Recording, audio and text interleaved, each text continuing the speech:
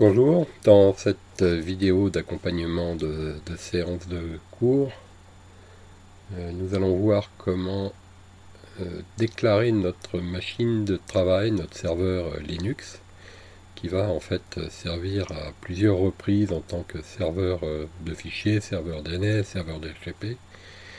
Et pour l'instant, on ne va pas s'intéresser particulièrement à lui, on va simplement le mettre en marche.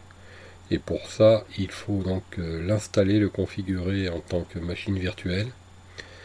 Et on va plutôt s'intéresser au poste client.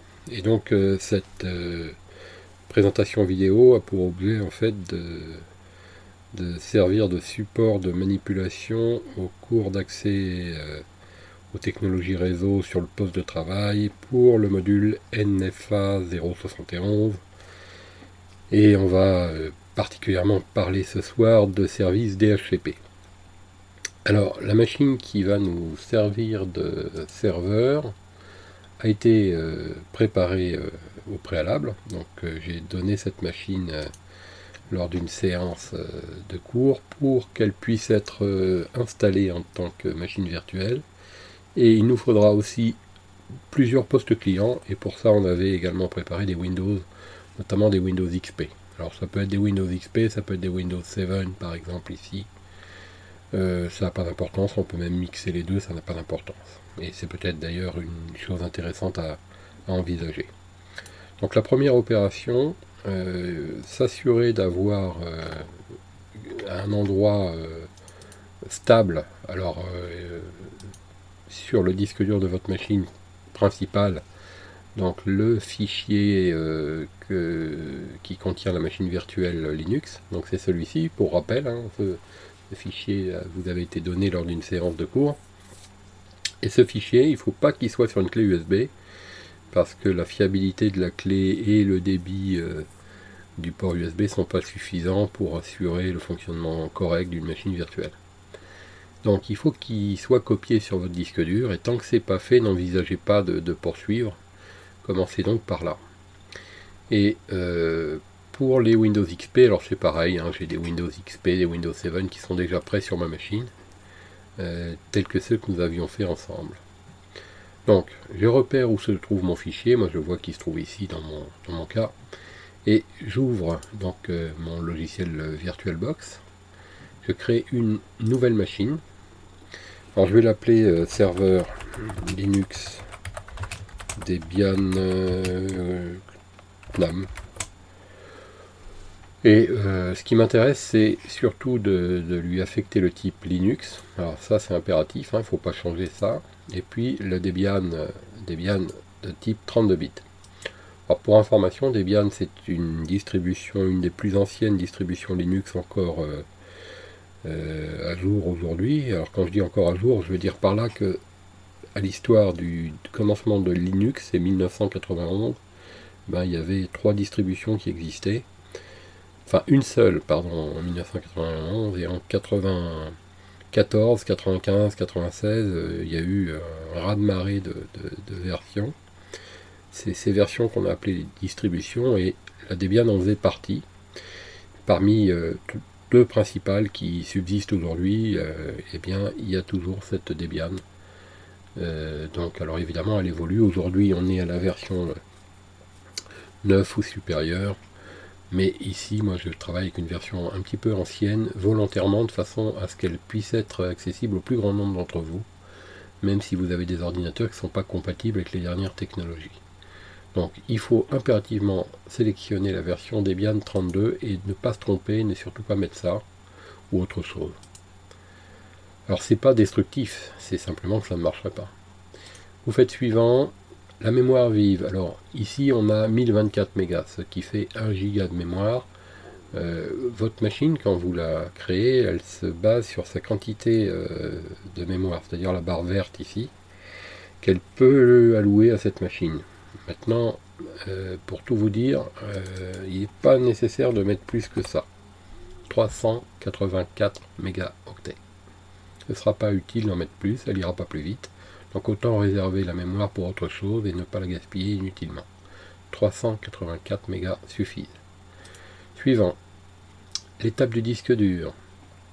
Donc ici, il s'agit d'indiquer si on ne souhaite pas de disque, si on veut créer un nouveau disque vierge, auquel cas on installera un système d'exploitation dedans, et ou si on veut utiliser un disque existant, ce qui est notre cas. Donc nous, il est impératif, là c'est pas possible de faire autrement que de choisir cette option-là. À ce moment-là, on va choisir ensuite le fichier que nous avons copié, nous l'ouvrons, et on fait créer. Voilà, notre machine est créée. On a donc notre serveur Linux Debian qui est prêt à fonctionner, mais avant de le lancer, on va faire quelques petits réglages. Alors le premier réglage consiste à spécifier l'ordre de démarrage. Il faut indiquer disque dur en premier et décocher la disquette. Donc disque dur en premier. Comment on fait? On joue sur les petites flèches en fait. On sélectionne, on joue sur les petites flèches pour faire monter et descendre. La disquette, on décoche. Pour le reste, on ne touche à rien. Ici, on descend maintenant sur réseau. Le réseau, on voit qu'une première carte est déjà activée et on la laisse activer, on la passe en réseau interne. Réseau interne. Réseau interne. On fait attention à ce qui est écrit ici et on va le modifier. On va taper labo-nfa. Alors, c'est un exemple, bien entendu, on aurait pu taper autre chose, mais ça va me constituer un réseau privé totalement indépendant du reste, et seules les machines qui seront rattachées à ce réseau-là pourront communiquer ensemble avec ce serveur. Donc mon but ici, d'isoler cette machine, pour qu'à l'avenir, quand il sera utilisé avec d'autres machines, il puisse avoir son réseau à lui, en cas de nécessité. Donc j'ai créé sur un réseau interne, un nouveau réseau, labo-nfa. Vous faites OK une première fois. Vous vérifiez ensuite ici qu'il y a bien écrit réseau interne labo-nfa et vous retournez sur le mot réseau. Ici, là, j'ai cliqué, de façon à activer une deuxième carte que nous mettons en mode NAT. Ici. Alors attention, pas réseau NAT, mais NAT. En mettant cette carte en NAT, elle va utiliser votre carte réseau réel, qu'elle soit Wi-Fi ou câblée en fil, en câble. Elle va la détecter, elle va la tester pour vérifier sa connectivité et dès qu'elle aura trouvé la meilleure carte possible, elle va s'associer à cette carte en créant un sous-réseau, comme si une box s'était intercalée entre cette machine et votre réseau privé. Enfin, votre réseau privé de sortie, votre réseau réel, on peut dire. Il n'y a plus qu'à faire OK. Et on peut voir maintenant nos deux cartes réseau ici. Donc, désormais, la machine est prête à être démarrée. Donc elle est sélectionnée, il suffit de faire démarrer. Une petite fenêtre va s'ouvrir. On voit ici normalement qu'elle démarre, il suffit de la laisser faire et on ne va plus y toucher, on va juste attendre qu'elle se stabilise. Bon, lors de son démarrage, il se peut, et c'est assez probable, qu'elle s'arrête pendant un certain temps, ça peut durer une minute, alors là ça s'est pas produit, hein, mais à ce moment-là ne faites rien, laissez, y a une petite activité qui vous indique qu'elle essaye quelque chose et on voit un compteur de secondes évoluer. Surtout ne rien faire, laissez les choses se faire naturellement. Le but c'est d'arriver ici. À ce stade-là, la machine elle est opérationnelle, il n'est pas nécessaire d'y toucher. La machine que je vous avais préparée, cette machine donc, est suffisamment avancée dans sa configuration pour faire plusieurs opérations et notamment elle est serveur DHCP. Donc on va pousser un peu cette machine, on peut la réduire ici, mais attention de ne pas la fermer en cliquant ici. Donc je vais la réduire pour l'instant et mon objectif maintenant c'est de démarrer un Windows XP et puis un Windows 7 que j'ai préparé. Donc, je vais commencer par le Windows XP, je fais attention sur mon Windows XP. Pour l'instant, volontairement, je le cale au niveau de la carte réseau sur le réseau interne, mais je ne choisis pas labo-nfa, je choisis le réseau d'origine qui s'appelle INT-net, volontairement. Et je démarre cette machine. Alors, en faisant ça, en fait, ce qui se passe, c'est que ma machine qui est ici n'a pas de lien avec le serveur. Donc elle ne peut pas profiter de la configuration du DHCP Et du coup, dans ma connexion réseau de cette machine, j'accéderai pas à mon serveur et je pourrai pas profiter de son service, je ne pourrai pas accéder à Internet, en fait, rien ne fonctionnera correctement. En parallèle avec ça, je vais démarrer mon Windows 7. Alors, je pense que celui-ci fera l'affaire. Je vérifie au niveau du réseau que la carte est bien, elle aussi, en INTNet, c'est volontaire, et je la démarre.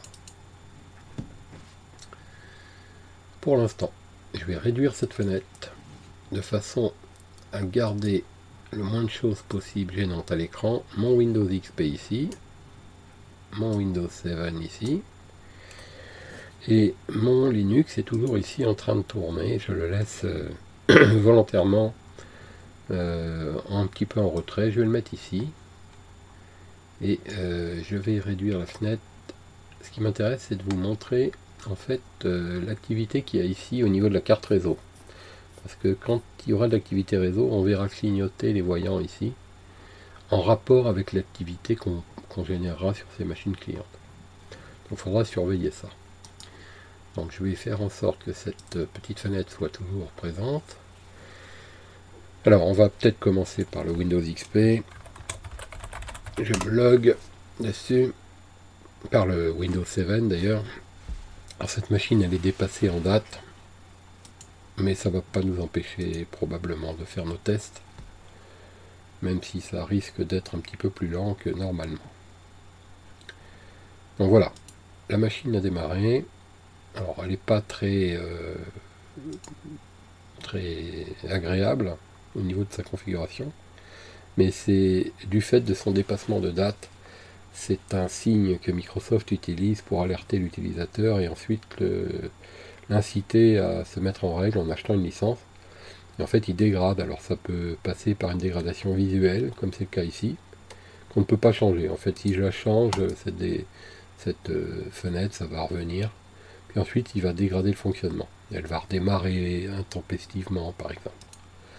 Alors moi, ce qui m'intéresse, c'est d'accéder à la configuration du réseau et faire en sorte de voir les cartes réseau. Alors on voit ici déjà qu'il n'y a pas d'accès Internet, d'après le logo qui est ici. Et on va accéder à la carte réseau. Donc j'ai cliqué ici, connexion au réseau local. On peut le faire aussi en venant ici, modifier les paramètres de la carte. Si on fait ça, on trouve la carte et on peut la sélectionner. Après, vous pouvez faire par exemple un clic droit avec votre souris pour vérifier par exemple son status. Alors son statut, on voit que la carte est activée, qu'elle est connectée, sinon ici elle ne serait pas en bleu, mais qu'elle n'a reçu aucun paquet, pourtant elle en a émis 133. Et si on fait propriété, on va accéder à sa configuration. Alors, ce qui va m'intéresser dans un premier temps, c'est de mettre en place une configuration dynamique. Alors, configuration dynamique veut dire que cette machine-là est en fait configurée pour obtenir automatiquement son adresse, ainsi, donc son adresse IP, ainsi que son masque et sa passerelle. Et en cochant cette case supplémentaire, ma machine va demander aussi d'être alimentée par la configuration des serveurs DNS. Voilà, donc on va faire OK. On va sortir de ce menu.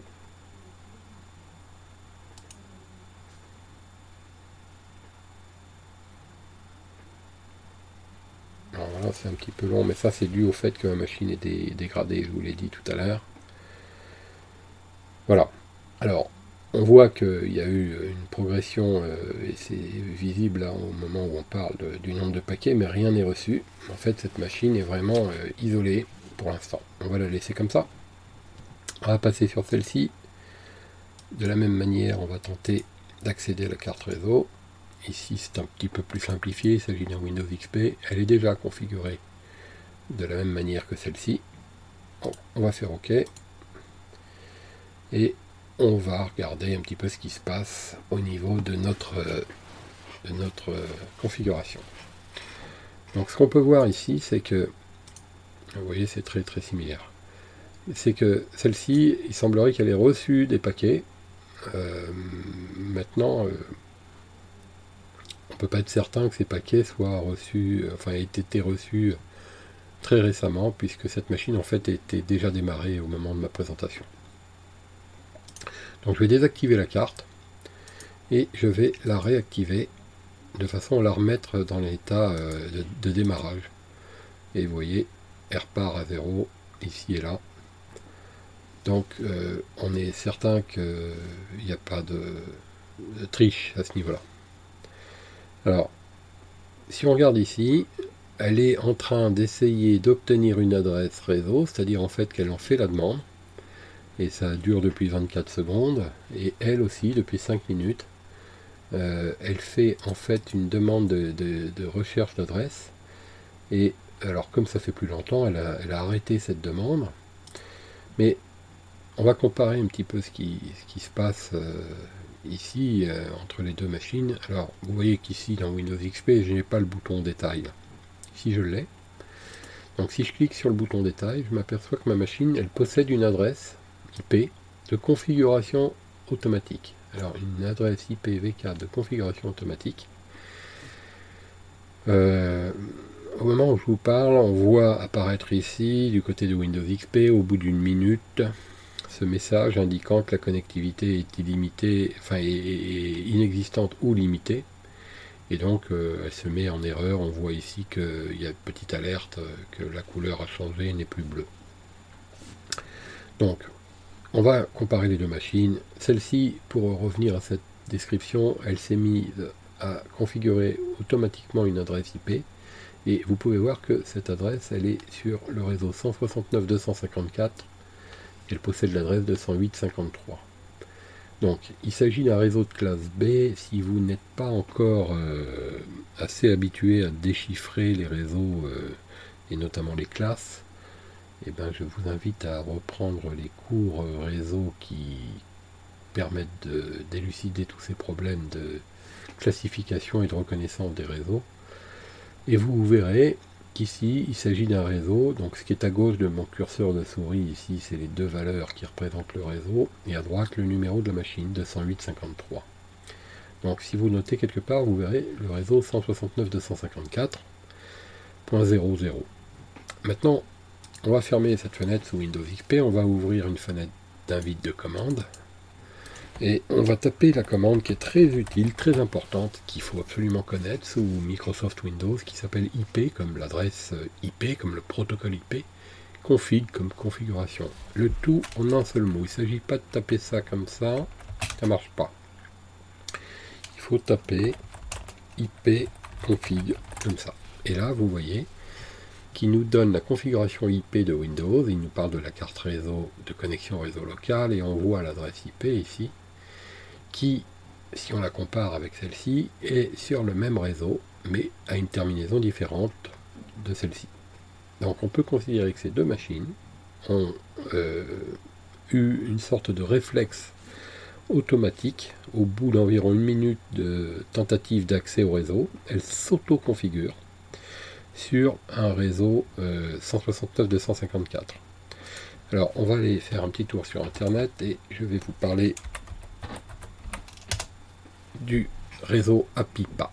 APIPA, Automatic Private Internet Protocol Addressing. C'est-à-dire un protocole qui permet un adressage automatique des postes lorsque ces postes n'arrivent pas à obtenir une adresse automatiquement par le biais du service DHCP. Et c'est exactement ce qui se passe. Les postes clients sont configurés pour obtenir automatiquement une adresse, et quand ils n'y parviennent pas, au bout d'environ une minute et demie maximum, ils s'auto-configurent sur ce réseau-là, en changeant donc une valeur ici, en mettant un nombre aléatoire et en testant sa disponibilité par un message réseau. Et du coup, les machines sont donc automatiquement configurées, prêtes à fonctionner, mais sur un réseau temporaire. C'est l'organisme IANA qu'on peut visiter ici sur le site de iana.org, donc qui permet, qui s'occupe de la configuration, de l'assignation et du respect des usages concernant les adresses IP, eh bien, iana.org, si on va faire un petit tour sur ce site, vous allez pouvoir voir au niveau des adresses IP que nous avons ici des adresses IP. Il suffit de voir par exemple les adresses à usage particulier. Alors, si on lit ce document intégralement, on verra que dans ces adresses réservées, il existe des adresses qui correspondent à cette plage 169.254. Et je vais vous la montrer en fait ici dans la liste globale des adresses. Donc il suffit en fait de descendre ici sur 169, ici. Alors je pense qu'on peut les voir ici. Vous voyez qu'ici vous avez en fait une petite information qui nous renvoie au point numéro 7. Et le point numéro 7, c'est réservé pour le lien local. Donc ce sont des adresses réservées par le protocole. Et si on veut en savoir plus, on peut cliquer ici. On peut notamment cliquer sur ce Request for Comment numéro 3927 pour en savoir plus sur l'usage qu'on fait de ces adresses, à quoi elles servent, qui les a proposées, d'où elles viennent, etc. etc., etc. Donc c'est très intéressant. Je vous invite à au moins faire une lecture en diagonale pour avoir une information suffisamment claire. Voilà, donc on va revenir à nos préoccupations. Donc ici nous avons donc des adresses que l'on appelle des adresses APIPA, A-P-I-P-A. Ici on a une adresse APIPA également. Donc on peut imaginer que cette machine-là soit capable de pinguer l'autre machine 208.53, c'est-à-dire en fait cette adresse-là. Si elle y parvient, c'est que ça aura vérifié ce que l'on vient de dire, et si elle y parvient pas, ça peut être le fait d'un problème réseau ou d'un pare-feu. Là, on voit que le ping passe correctement, et on peut le relancer en continu avec la commande le ping 169.254.208.53 suivi d'un timeout-t qui va envoyer un ping en continu sans jamais s'arrêter. Et ici, pour faire l'expérience, vous pouvez venir ici. Vous voyez l'activité là où j'ai ma souris, en fait on voit que ça bouge au niveau du voyant de ma carte réseau. Et en parallèle, si vous regardez ici, c'est à peu près la même fréquence de clignotement ici qui se produit. Et ici, rien ne clignote, donc ça ne parvient pas jusqu'ici. Si par exemple je viens sur cette machine et que je désactive la carte, alors le ping va s'arrêter. Et la machine ici est déconnectée du réseau. Il est normal que le ping s'arrête. On voit ici qu'il est bloqué. Je vais le réactiver au bout d'un certain temps. Ma machine, alors ce qui va se passer ici, c'est qu'en réactivant, ma machine va à nouveau faire une tentative de requête d'obtention d'adresse et elle va prendre un certain temps, au moins une minute, pour décider de passer en APIPA, sauf si elle était récemment, et c'est le cas ici, en train d'être en liaison avec une autre machine en train d'être sollicitée. Mais sinon, il faut compter environ une minute pour qu'elle reprenne en quelque sorte ses esprits. Alors ici, on va maintenant arrêter le ping avec la combinaison de touches CTRL puis C, et on voit que ça fonctionne. Alors, la prochaine étape, ça va être de mettre en place en fait le serveur Linux sur le même réseau que les machines, ou l'inverse, c'est-à-dire les machines sur le même réseau que le serveur Linux, puis d'observer le fonctionnement pour simplement faire quelques expériences assez simples mais néanmoins utiles et efficaces.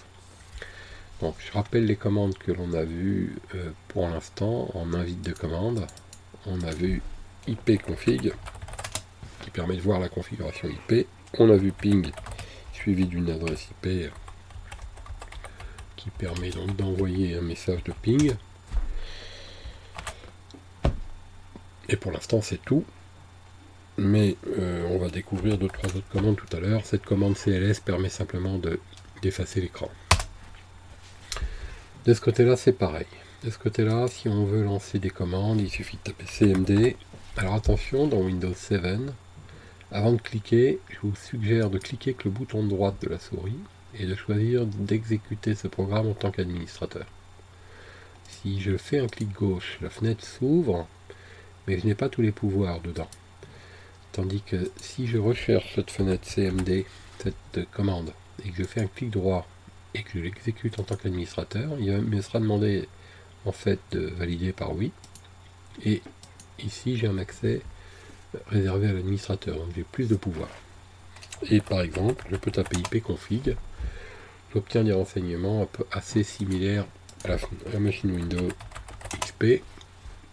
On remarquera ici qu'il y a juste l'adresse IP APIPA, tandis qu'ici on a l'adresse APIPA et une adresse IP version 6 qui est rattachée aussi à mon interface.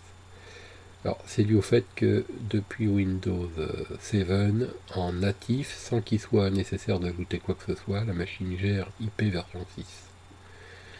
Et vous voyez aussi qu'elle gère un tunnel ici. Alors le tunnel ici, pour l'instant, je ne vous en parlerai pas. Il est utilisé par défaut pour des raisons de compatibilité avec IP version 6. Ici, pas de tunnel. Bon, maintenant, on va mettre en place notre machine Windows XP sur le réseau où se trouve le serveur Linux. Alors, le serveur Linux, il était dans le réseau Labo NFA. Alors, c'est très simple, il n'y a pas besoin de redémarrer, il suffit de venir ici et de faire attention de ne pas cliquer à gauche, parce que si vous cliquez à gauche, vous risquez de déconnecter la carte, ici. Je vous montre une fois pour que vous fassiez la vérification visuelle. Ici, la carte, elle est connectée, on voit les deux petites prises qui sont jointives. Mais si je clique une fois dessus, vous voyez bien ce qui se passe là, vous voyez bien ce qui se passe ici, on a même une alerte ici, et on voit que les deux petits icônes sont séparés. Donc la carte est comme physiquement déconnectée. Je vais la reconnecter. Et pour la modifier, il suffit de venir là-haut, réglage réseau. Ce qu'on va faire, c'est qu'on va la rattacher au Labo NFA. On fait OK. Et alors, à partir du moment où j'aurai fait OK, il faudra de temps en temps jeter un petit coup d'œil sur l'activité ici, sur l'activité là, pour voir si quelque chose se passe. Alors, vous voyez, il débranche, puisqu'en fait c'est consécutif, et il rebranche ici.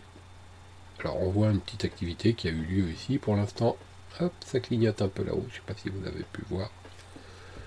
Mais vous voyez que ça bouge un petit peu là-haut.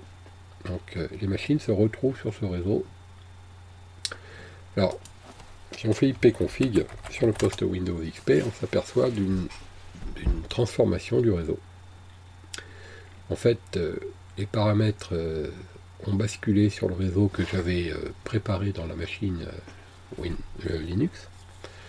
Et ça nous donne ici, on voit trois informations ici d'adresse, plus le nom trtelab.local, une adresse IP, le masque, la passerelle, et le nom de domaine trtelab.local comme utilisé comme suffixe DNS. Et ici, on n'a pas bougé parce que cette machine n'est pas sur le même réseau physique, c'est-à-dire qu'elle n'est pas reliée physiquement, comme si le câble n'était pas branché au même réseau. Donc je vais la basculer également, et on va faire la même observation que celle de Windows XP. Je la bascule ici sur Labo NFA. Dès que j'aurai fait OK, elle va s'initialiser, on voit ici la déconnexion. On va fermer cette fenêtre. Là on voit ce qui se passe, et regardez, ça clignote un peu ici, ça clignote un peu là. Une fenêtre s'est ouverte.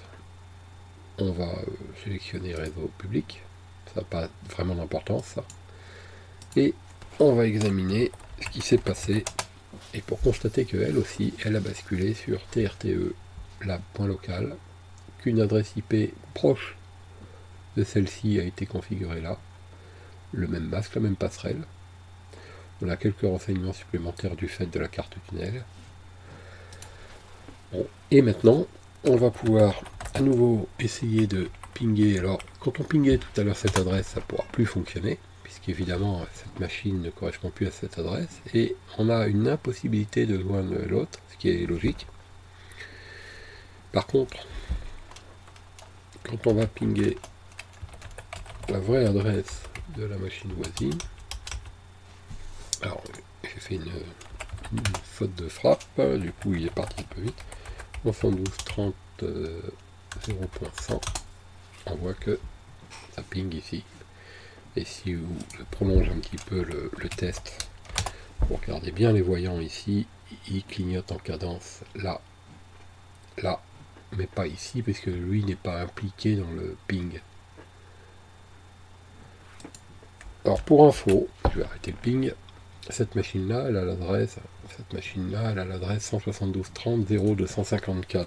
Donc si je la ping, alors je sais plus si c'est 254 ou 250. Je crois que c'est 254. Donc si je la ping, on devrait voir le voyant ici s'activer en cadence avec celui-là, et le ping devrait passer. Alors c'est le cas, comme vous pouvez le constater. Alors je vais laisser ce ping, et puis je vais envoyer un double ping ici,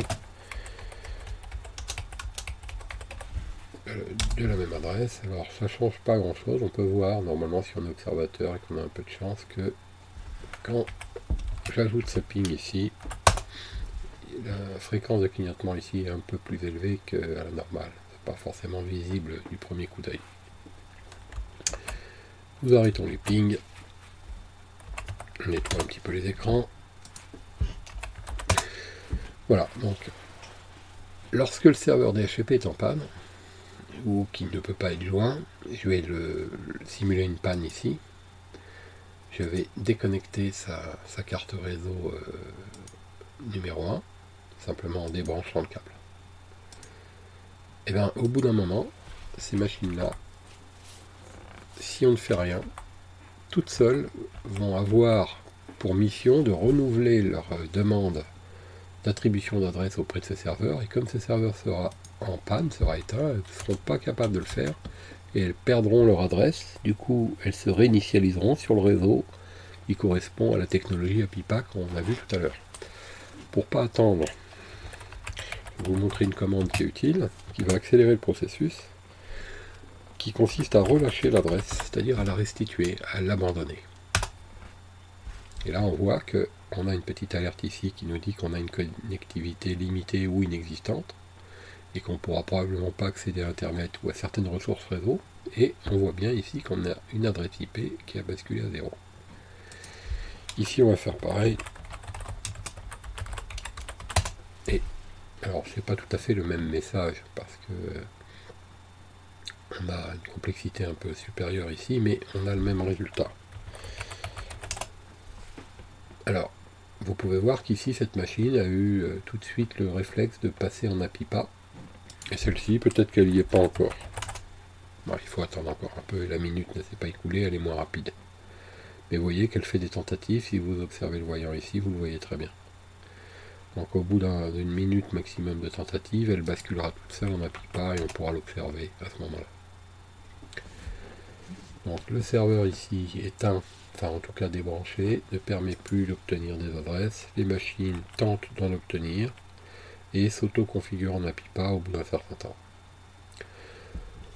L'adresse est probablement la même que la précédente fois, mais c'est pas une obligation.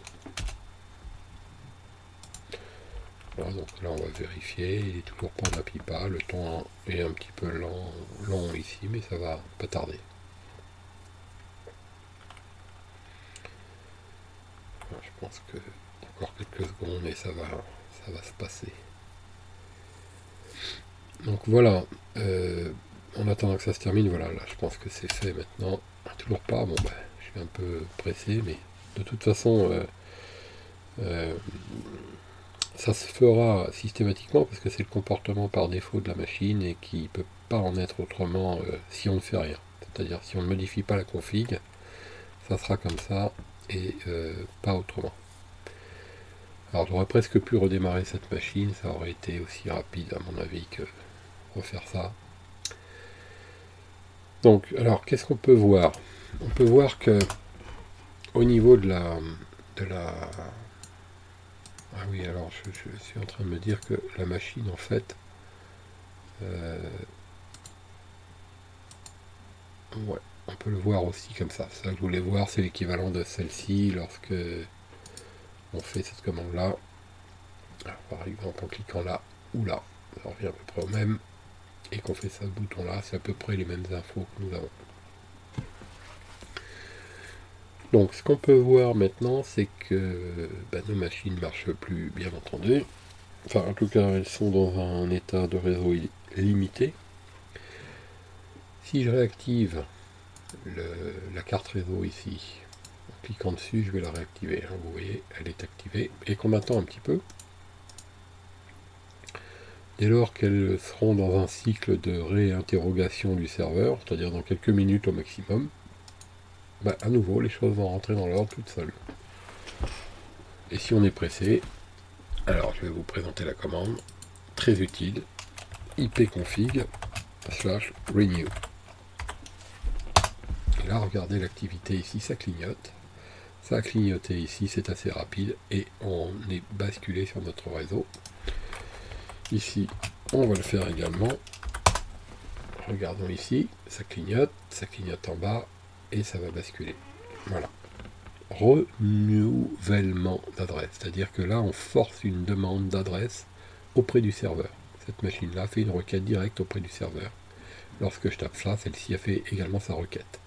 Le serveur étant opérationnel et joignable par la carte réseau, ça rentre dans l'ordre, ça abandonne la pipa pour basculer sur le serveur. Alors maintenant qu'on a vu ça, je voudrais vous montrer une spécificité de Microsoft aussi, qui existe depuis Windows XP, mais que peu de gens connaissent. Cette spécificité, on va donc la retrouver sur toute la génération qui va suivre Windows XP, notamment sous Windows 7 ici. Et vous allez voir que lorsque vous êtes dans votre carte réseau, c'est assez proche comme on peut le constater, que l'on affiche les propriétés de la carte, on revient donc au menu qu'on a vu en début de présentation, vous pouvez aller ici au niveau de l'adresse IP, tout comme ici, et vous avez un onglet configuration alternative qui permet de choisir le comportement de cette machine lorsqu'elle n'arrive pas à obtenir une adresse par le biais du DHCP. Alors on a vu qu'elle utilisait par défaut la PIPA, adresse IP privée automatique, comme ici, mais il est possible de spécifier une adresse en fonction de ses besoins. Par exemple, on va imaginer celle-ci, avec des paramètres d'environnement qui devraient être choisis en fonction d'une existence réelle. Et pour donner une possibilité de rejoindre un réseau, alors c'est un petit peu lourd dans les faits à configurer, mais ça peut être très utile de pouvoir avoir ce secours. On va faire OK, OK, OK, OK. On va vérifier pour l'instant. Rien n'a dû changer puisque notre DHCP est toujours en place. Et donc, il n'y a pas de raison que notre machine bascule puisqu'elle n'est pas en situation de panne. Donc elle est restée sur son réseau. Par contre, si on débranche à nouveau le câble réseau qui mène à la carte du serveur et qu'on fait un ipconfig /release suivi d'un ipconfig /renew pour aller au plus vite, tout comme ici.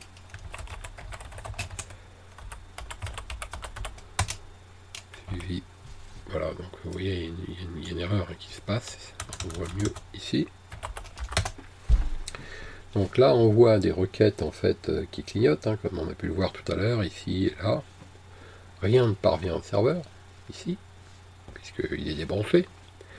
Et au bout d'environ une minute, alors ça peut aller jusqu'à 3 minutes dans ce cas-là, il va y avoir un basculement non pas vers APIPA, mais vers l'adresse qu'on a spécifiée en tant qu'adresse de secours, c'est-à-dire adresse de repliement, je dirais, en cas d'absence de DHCP. Donc on va laisser les choses se faire, ça va être un peu plus long, et on va voir, une fois que le système nous rend la main, on va voir ce qui se passe.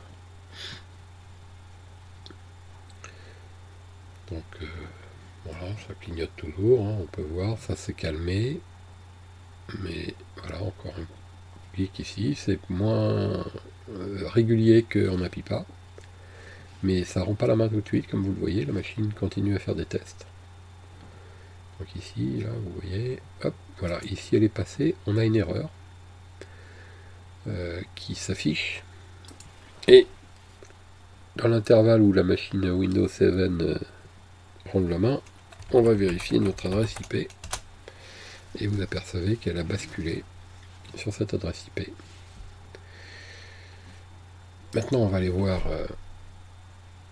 dès que la machine nous aura rendu la main ici. Vous allez voir, bon, ça va être encore une affaire de quelques secondes. Quelle sera probablement, si tout s'est bien déroulé, sur l'adresse qu'on avait mis, qui était la 10002 pour celle-ci. Et du coup, on doit pouvoir établir une communication entre ces deux machines. Donc ce procédé, il a... Alors, je ne vais pas détailler ici l'intérêt qu'il pourrait avoir en entreprise, mais il peut avoir un intérêt pour quelqu'un qui utilise son ordinateur à la maison et qui est en DHCP, par exemple, avec sa box, comme la plupart des personnes qui utilisent des réseaux avec des box internet, qui font office de serveur DHCP, entre autres. Et cette même personne utiliserait son PC pour travailler à l'entreprise, alors qu'à l'entreprise, il n'y a pas volontairement, par souhait, il n'y a pas de serveur DHCP. Donc tout est en IP fixe. Ça voudrait dire que l'employé qui vient travailler avec son ordi portable serait obligé de modifier à chaque fois qu'il arrive à l'entreprise sa configuration pour inscrire une adresse IP et ne pas oublier de l'enlever pour la remettre en mode automatique lorsqu'il rentre chez lui pour pouvoir profiter de son réseau à lui et de sa box d'accès Internet. Pour éviter cette difficulté, d'autant que ce n'est pas donné à tout le monde de maîtriser cette configuration, eh bien, on a cette option possible. Il suffirait de connaître et de demander au responsable informatique de l'entreprise quelle adresse IP on est censé utiliser quand on est dans l'entreprise, de la spécifier de la manière qu'on vient de voir, c'est-à-dire ici, de l'indiquer au niveau de la configuration ici alternative, et puis de laisser la case cochée obtenir automatiquement une adresse. Quand vous arriverez à la maison avec cette machine là, elle basculera automatiquement sur votre box compte tenu qu'elle sera configurée pour le faire. Ça ira très très vite, mais lorsqu'elle sera ramenée au travail, elle mettra une petite minute, une minute et demie, ce qui est certes long, mais on n'aura rien à faire. Elle basculera sur le réseau de l'entreprise qui sera indiqué ici, et c'est donc très pratique de pouvoir faire comme ça. Voilà, on va vérifier celle-ci, et vous voyez que là, elle est sur 10.0.0.2, celle-ci 10.0.0.1, on peut tenter un ping, attention, ping 10.0.0.2, on s'aperçoit que ça fonctionne. Donc ça marche très bien, on va retenter un ping avec l'option -T pour assurer un timeout, et pour être certain ici que ça c'est pas le fruit du hasard, on va déconnecter la carte. Donc désactiver la carte, le ping va s'arrêter instantanément ici. On voit des tentatives d'envoi qui sont un peu ralenties ici, mais plus rien n'arrive là. On va réactiver. On va attendre un petit peu que la machine aille chercher sa configuration. Alors, tout au plus, dans le pire des cas, selon le cycle dans lequel elle se trouve pour réclamer son adresse, ça pourrait prendre jusqu'à 3 minutes. La valeur moyenne, c'est 1 minute, et ça peut être beaucoup plus rapide. Quelques dizaines de secondes, quelques secondes. Le temps qu'elle fasse ses tests. Alors, parce qu'on a une indication ici graphique, visuelle. On voit que la machine ici est en train de rechercher une adresse. Elle fait donc une requête DHCP.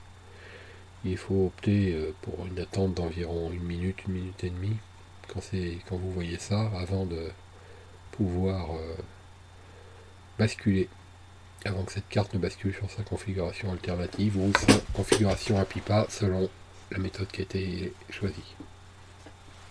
Et pendant ce temps-là, ici, on est dans l'impasse ce qui est tout à fait normal.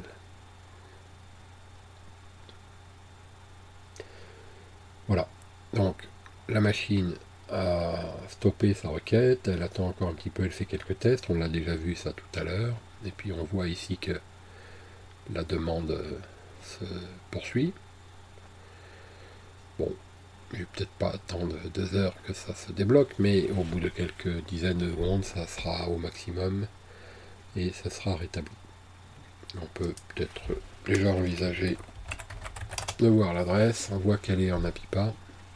Oui, alors là c'est curieux d'ailleurs, puisque si elle est en APIPA, c'est qu'elle n'a pas tenu compte de sa configuration, et c'est probablement, alors ça arrive, c'est probablement dû au fait que l'adresse ici était encore en mémoire de connexion avec celle-ci, et donc la machine a probablement, le protocole IP a probablement isolé cette adresse pour ne pas l'utiliser, pour être certain de ne pas créer de conflit.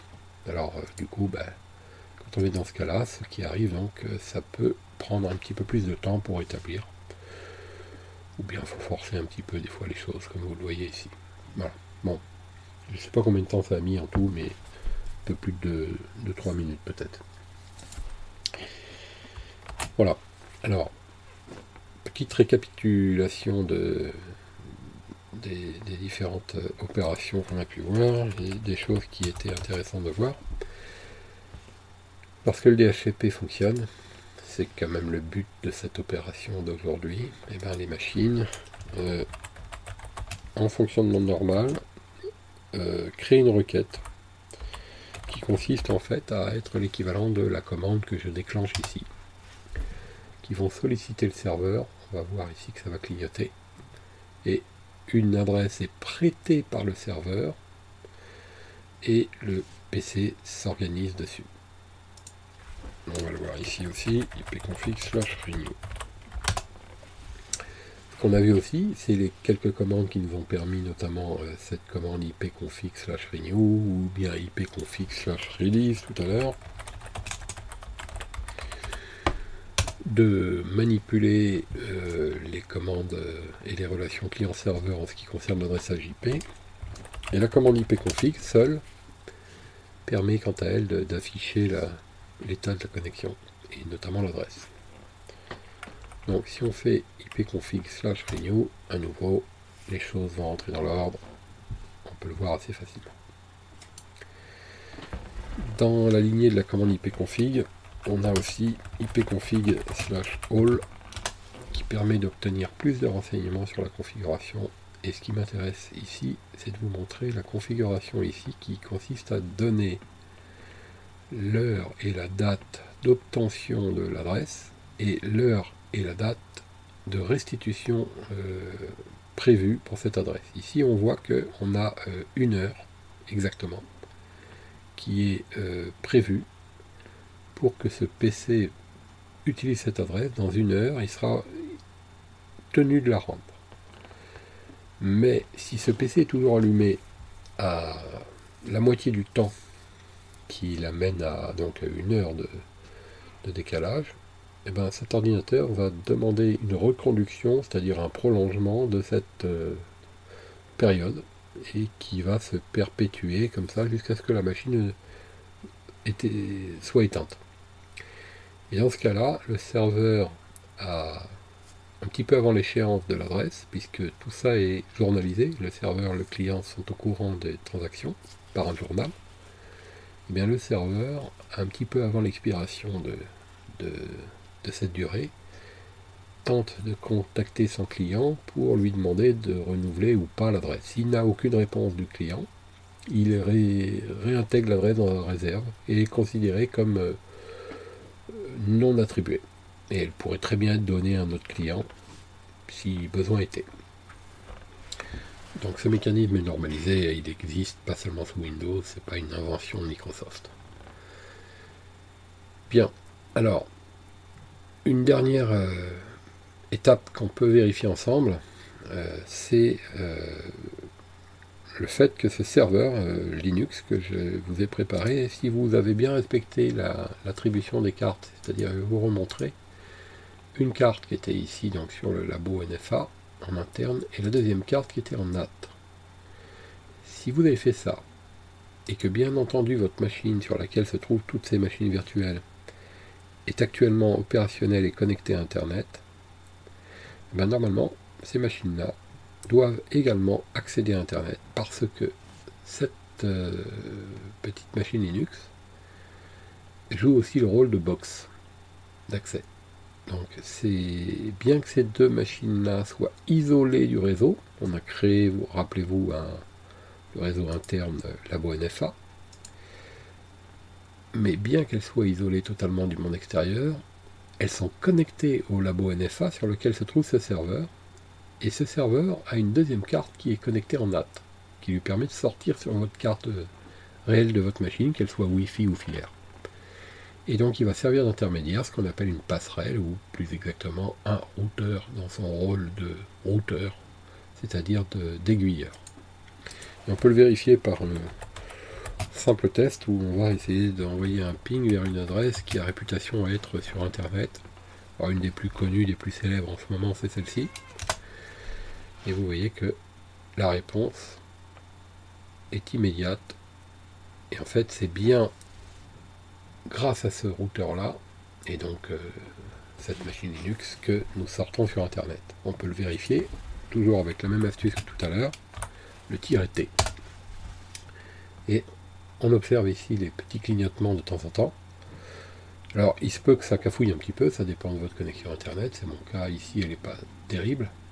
Mais vous voyez le clignotement ici, il est régulier. Si j'éteins la deuxième carte, celle qui nous emmène sur Internet, ici, on n'est plus en mesure d'atteindre 8.8.8.8. Je vais rétablir, il faudra attendre un petit moment, mais quelques minutes au maximum, en général quelques poignées de secondes. Et la machine, voilà, repart quasi instantanément. Pour elle, c'est pareil. 8.8.4.4, on va essayer cette deuxième adresse qui est également une adresse internet. Ça marche aussi. On va essayer la 8.8.8. Oups, ça marche aussi. Voilà. Tout fonctionne.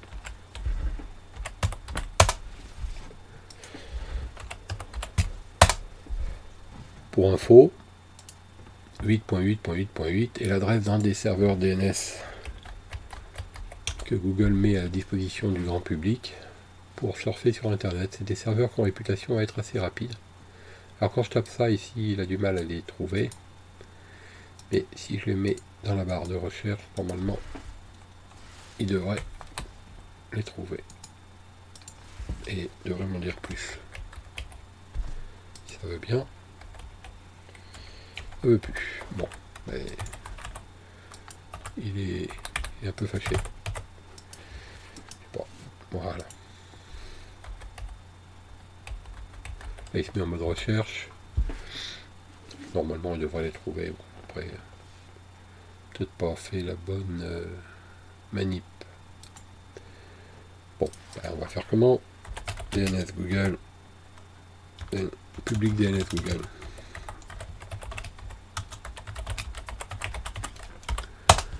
Voilà. Alors, depuis novembre 2017, il y a une nouvelle mise à jour, apparemment il y a 3 jours. Bon, enfin, c'est pas l'objectif hein, de les connaître, mais vous voyez, on a la paire de serveurs ici qui appartient à Google, 8.8.8.8, 8.8.4.4, qui sont ultra connus, et qui sont des serveurs qui ont réputation à être extrêmement performants. Voilà, donc, ça c'était juste pour information. Dernière chose dans cette présentation, on va s'intéresser maintenant à une autre commande en liaison avec le ping qui nous sert aussi également à établir un diagnostic. Alors, pour mettre le problème en évidence, je vais activer le pare-feu de Windows 7 ici par exemple, de manière à On peut le faire comme ça, on va le faire avec la méthode traditionnelle, de manière à bloquer le ping. Donc, on voit qu'ici il est actuellement désactivé, ce qui n'est pas une bonne chose. Et nous allons l'activer sur les 3 profils, puisque je ne sais pas le profil que j'utilise. Il me semble que c'est public, mais je suis pas très sûr. Et avant de faire OK, ou appliquer OK, je vais envoyer un ping de l'adresse. Alors du coup, je m'en souviens pas, mais on va l'observer ici avec la fameuse commande ipconfig 172.30.0.100. Avec l'option "-t", ça ping. Comme vous pouvez le voir. On va appliquer le pare-feu. Le ping s'arrête. Pourtant, on n'a rien cassé. On en déduit, on en conclut que c'est dû à ce pare-feu. Donc immédiatement ici.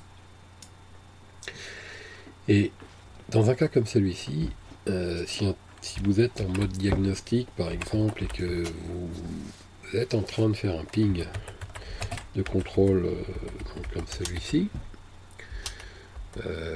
par exemple, regardez le cas de figure qui pourrait être celui du technicien, il envoie un ping sur le serveur, ça fonctionne. Et puis il envoie un ping sur une autre machine dont il veut contrôler l'accès, il a un doute par exemple sur la présence de cette machine et ça ne fonctionne pas. Et le technicien qui n'a pas encore bien l'habitude de tout ça pourrait se dire, bon ben le serveur marche, c'est évident, il répond, et l'autre machine ne marche pas, alors de deux choses l'une, soit elle n'est pas là, ou bien soit elle est en panne. Voilà. Pas là, elle n'est pas branchée peut-être, ou elle n'est pas allumée, ou bien elle est en panne. Mais il ne pensera pas que cette machine, en fait, elle va très bien, elle est en pleine forme. Cette machine est en pleine forme, regardez. Simplement, elle ne veut pas répondre au ping du fait du pare-feu. Alors à ce moment-là, comme réflexe, vous devez avoir, dans un intervalle assez court, moins de 3 minutes, parce qu'ensuite le phénomène se réinitialise, vous devez taper cette commande avec cette option "-a". A comme all, pour tout voir. All en anglais veut dire tout. ARP, ça veut dire adresse résolution protocole. Et quand on tape cette commande, on va afficher l'état de mémorisation de notre machine sur l'environnement réseau voisin. Si parmi les adresses qui apparaîtraient ici, vous reconnaissez l'adresse que vous venez de tester par ping et qui n'a pas voulu vous répondre, de plus, si cette adresse est associée sur la même ligne ici à une adresse MAC, qu'on appelle ici adresse physique, l'adresse matérielle, l'adresse MAC, ça veut dire qu'en fait, effectivement, c'est ni plus ni moins un refus de réponse du destinataire, et donc on en déduit qu'il y a un pare-feu entre ces deux machines. Mais, alors pour lever le doute, observez l'adresse MAC ici, je vais taper ipconfig /all, on va pouvoir voir l'adresse MAC sur cette machine-là, et on va la comparer. Elle est ici. Elle est bien égale à celle-ci. Et nous savons, nous, pertinemment que c'est bien le pare-feu, puisqu'on a fait cette manipulation précédemment à titre de démonstration. Mais voilà la bonne commande de diagnostic ARP-A. Si vous faites rien, au bout de 3 minutes, vous voyez ici, il est indiqué que le type est dynamique, ça veut dire qu'il décompte le temps. Et au bout de 3 minutes, il va perdre les machines les plus anciennes. Là, vous pouvez voir, déjà, il a perdu, il y avait 2 lignes ici. Première machine que j'avais pingée avant, quelques secondes, quelques minutes avant, elle a disparu ici. Et là, voilà. Après l'échéance de 3 minutes, il n'y a plus rien. Mais si cette machine-là envoie une communication vers celle-là, ou bien celle-ci envoie une communication vers celle-là, ça reviendra au même. Cette machine-là gardera une trace de la connexion ou de la tentative de connexion, et on pourra voir apparaître, avec cette commande, le résultat. Je vais vous montrer. Ici, cette machine, je crois qu'elle avait l'adresse 99. Et bien, on va la pinguer d'ici. 30.0. Alors vous voyez qu'ici le ping fonctionne, il n'y a pas de pare-feu donc ici. Et si on fait ARP ici, on voit la présence de la machine voisine,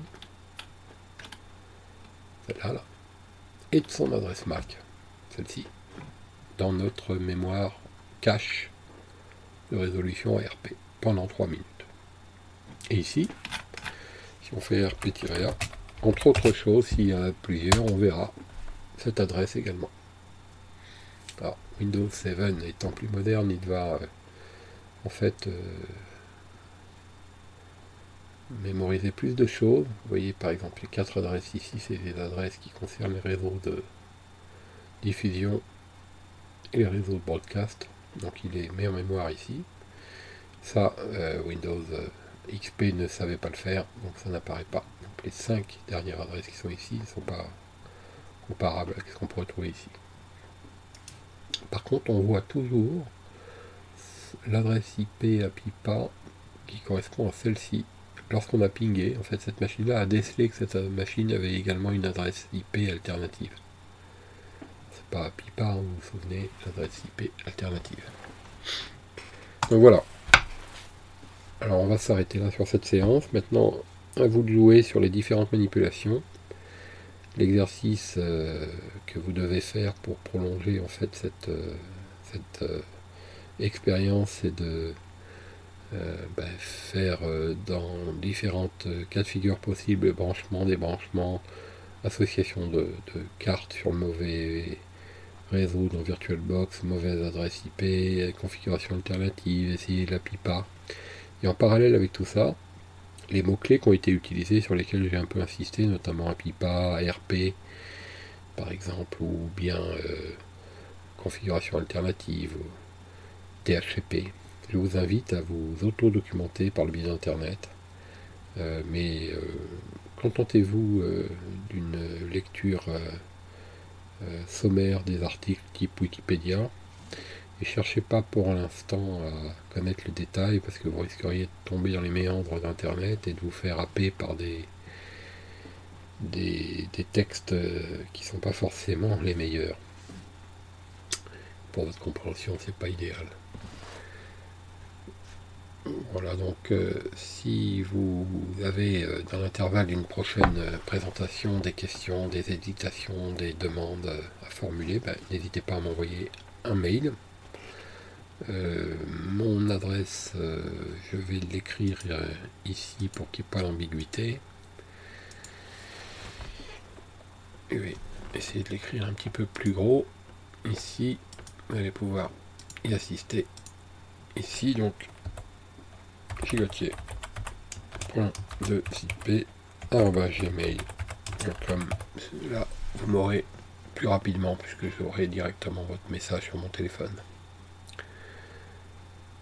Bien, bon courage, bonne expérience, prenez le temps, revenez-y plusieurs fois, ne précipitez rien, validez tous les tests que vous pouvez envisager, posez-vous les questions que vous pouvez vous poser, tentez d'y répondre par votre propre recherche, et puis toutes celles auxquelles vous voulez un approfondissement ou mon avis, ou qu'on puisse en débattre de vive voix ou de visu lors d'une prochaine rencontre, n'hésitez pas à les noter, et ou à m'en faire part dans l'intervalle par mon adresse mail. A très bientôt.